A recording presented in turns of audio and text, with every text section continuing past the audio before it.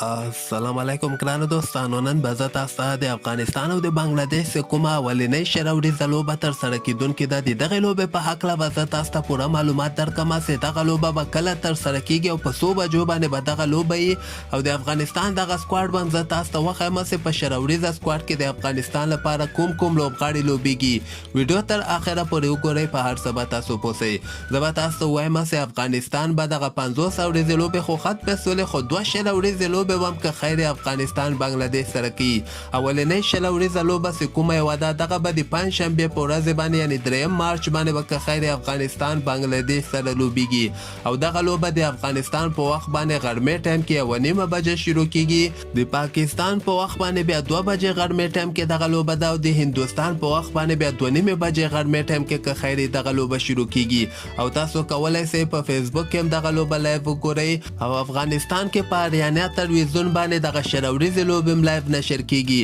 خو دغه لوبډلې ته که موږ راسو د افغانستان په شراوړیزه سکواډ کې بیا د افغانستان کپټان محمد نبی ده، نبیل الهوه رحمان الله ګربز ده، حضرت الله زازی ده، عثمان غنیم اخیستلی ده، درویش رسولي مستور سره محمد نبی خپله ده، نجیب زدران ده، افسر زازیم ده، کریم جنت ده، عظمت الله عمرزی ده، شرف الدین اشرف ده، رشید خان ده، مجیب زدران ده، قیس احمد ده، فضل حق فاروقی ده، نجات مسعود ده او فرید ملک ده. یعنی فرید ملک تاسو وګورئ په شراوړیزه سکواډ کې هم دته ځای ورکول سوی ده او په 50 اوريزه سکواډ کې موږ او تاسو وکته چې مکمل ناکامه سوی ده. خو د افغانستان ته پکار ده چې دا شراوړیزې لوبې ته که موږ راسو بنګلادیش نه افغانستان کوي ده، یعنی امید لرو موږ چې افغانستان به که خیر بنګلادیش ته په دواړو شراوړیزو لوبو کې ماتې ورکړي. افغانستان ته پکار ده چې دغه بااستعداده لوبغاړو ته چانس ورکړي که خیر افغانستان بنګلادیش نه کولی شي په بنګلادیش کې دغه شراوړیزې لوبې مو وګټي.